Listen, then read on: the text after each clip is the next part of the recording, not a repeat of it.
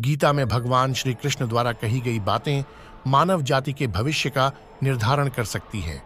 ये इस बात पर निर्भर करता है कि इसमें कही गई बातों का हम कितना और कैसे पालन करते हैं। गीता ज्ञान सार के साथ साथ मनुष्य जाति की सफलता की एक कुंजिका भी है। इसमें कही गई बातें अनमोल हैं।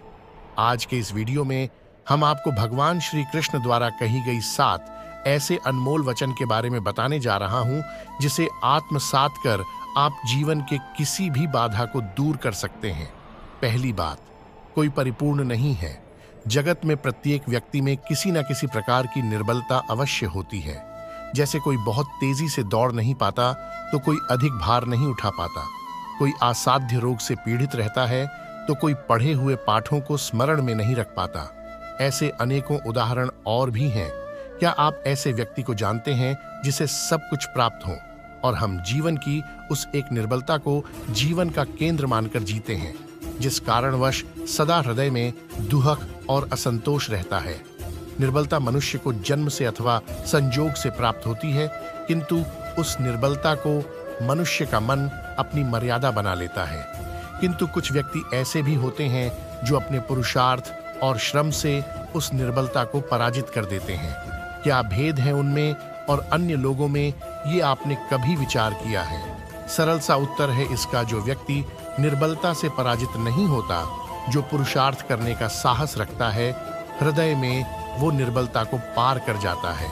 अर्थात निर्बलता अवश्य ईश्वर देता है, किंतु मर्यादा मनुष्य का मन ही निर्मित करता है। स्वयं विचार कीजिए। दूसरी बात, वर्तमान में रहना शुरू करें। भविष्य का दूसरा नाम है संघर्ष। हृदय में आज इच्छा होती है और यदि पूर्ण नहीं हो पाती तो हृदय भविष्य की योजना बनाता है। भविष्य में इच्छा पूर्ण होगी ऐसी कल्पना करता रहता है, किंतु जीवन ना तो भविष्य में है और ना अतीत में। जीवन तो इस क्षण का नाम है, अर्थात इस क्षण का अनुभव ही जीवन का अनुभव है।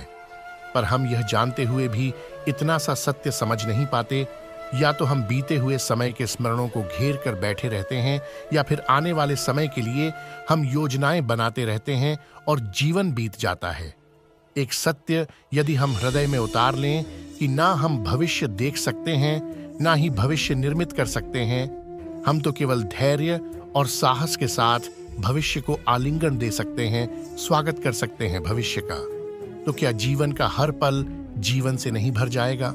तीसरी बात, कोई भी ज्ञान कैसे प्राप्त करें? ज्ञान प्राप्ति सदा ही समर्पण से होती है, ये हम सब जानते हैं। किंतु समर्पण का वास्तविक महत्व क्या है? क्या कभी विचार किया? मनुष्य का मन सदा ही ज्ञान प्राप्ति में अनेक बाधाओं को उत्पन्न करता है। कभी किसी अन्य विद्यार्थी से ईर्ष्या हो जाती है, कभी पढ़ाए हुए पाठों पर संदेह होने लगता है, और कभी गुरु द्वारा दिया गया दंड मन को अहंकार से भर देता है। नहीं, क्या ऐसा नहीं होता? न जाने कैसे कैसे विचार मन को भटकाते हैं, और मन के इसी अयोग्य स्थिति के कारण हम ज्ञान प्राप्त नहीं कर पाते। मन की योग्य स्थिति केवल समर्पण से प्राप्त होती है। समर्पण मनुष्य के अहंकार का नाश करता है। ईर्ष्या, महत्वाकांक्षा आदि भावनाओं को दूर कर हृदय को शांत करता है और मन को एकाग्र करता है। वास्तव में ईश्वर की सृष्टि में न ज्ञान की मर्यादा है, न ज्ञानियों की। गुरु दत्तात्रेय ने तो गाय और श्वान से भी ज्ञान प्राप्त कर लिया था।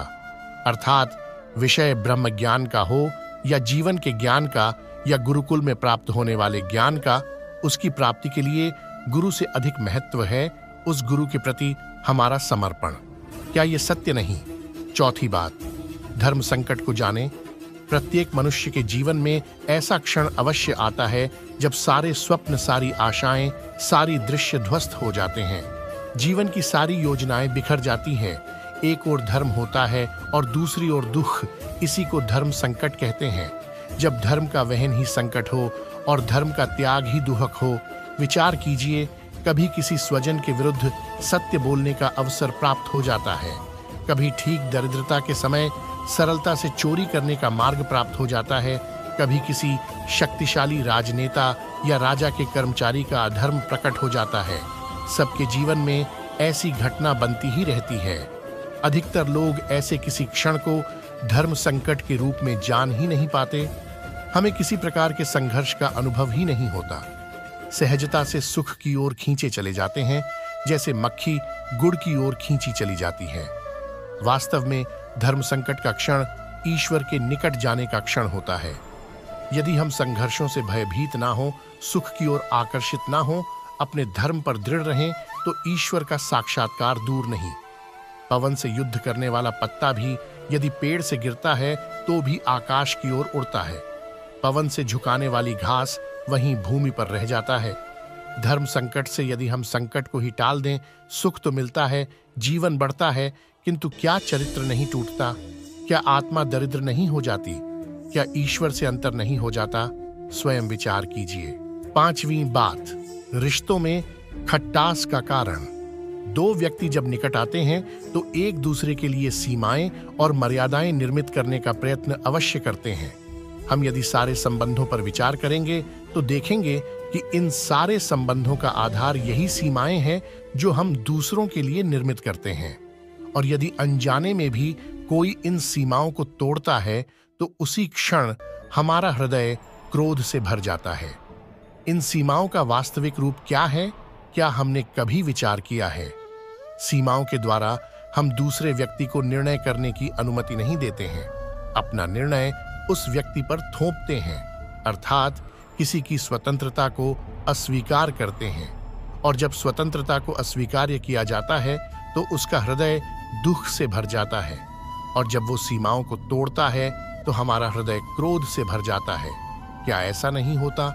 और यदि एक दूसरे की स्वतंत्रता का सम्मान किया जाए तो किसी मर्यादाओं या सीमाओं की आवश्यकता ही नहीं होगी। अर्थात जिस प्रकार स्वीकार्य किसी संबंध का देह है, क्या वैसे ही स्वतंत्रता किसी संबंध की आत्मा नहीं? स्वयं विचार कीजिए। 6ठी बात, सत्य की परिभाषा। सबके जवान में ऐसा प्रसंग अवश्य आता है कि सत्य कहने का निश्चय होता है हृदय में, किंतु मुख से सत्य निकल नहीं पाता। कोई भय मन को घेर लेता है। कोई घटना अथवा प्रसंग के बारे में बात करना या फिर स्वयं से कोई भूल हो जाए उसके बारे में बोलना, क्या ये सत्य है? नहीं, ये तो केवल एक तथ्य है। अर्थात जैसा हुआ था वैसा केवल बोल देना सामान्य सी बात है। किंतु कभी कभी उस तथ्य को बोलते हुए भी भय लगता है। कदाचित किसी दूसरे की भावनाओं का विचार आता है, मन में दूसरे को दुख होगा, ये भय भी रोकता है। तो ये सत्य क्या है? क्या हमने कभी विचार किया है? जब भय रहते हुए भी कोई तथ्य बोलता है तो वो सत्य कहलाता है। वास्तव में सत्य कुछ और नहीं, निर्भयता का दूसरा नाम है। और निर्भय होने का कोई समय नहीं होता, क्योंकि निर्भयता आत्मा का स्वभाव है। अर्थात प्रत्येक क्षण क्या सत्य बोलने का क्षण नहीं होता? स्वयं विचार कीजिए। 7वीं बात, टॉपर कैसे बने? श्रेष्ठता का क्या अर्थ है? श्रेष्ठता का अर्थ है दूसरों से अधिक ज्ञान प्राप्त करना।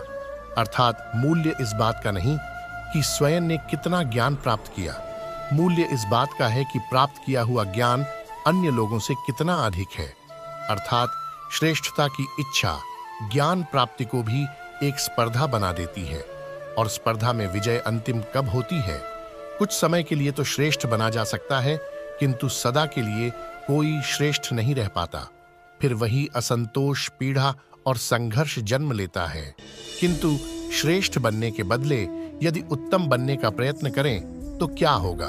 उत्तम का अर्थ है कि जितना प्राप्त करने योग्य है वो सब प्राप्त करना, किसी से अधिक पाने की इच्छा से नहीं, मात्र आत्मा की तृप्ति हेतु कुछ प्राप्त करना। उत्तम के मार्ग पर किसी अन्य से स्पर्धा नहीं होती, स्वयं अपने आप से स्पर्धा होती है। अर्थात उत्तम बनने का प्रयत्न करने वाले को देर अबेर सारा ज्ञान प्राप्त हो जाता है। बिना प्रयत्न के ही वो श्रेष्ठ बन जाता है। किंतु जो श्रेष्ठ बनाने का प्रयत्न करता है वो श्रेष्ठ बने या नहीं बने, उत्तम कभी नहीं बन पाता। तो दोस्तों, आपने श्री कृष्ण की इन बातों से क्या सीखा? कमेंट बॉक्स में कमेंट करके जरूर बताएं। तो दोस्तों, फिर मिलेंगे अगले किसी वीडियो में। तब तक के लिए आप अपना ख्याल रखना और हमेशा मुस्कुराते रहना।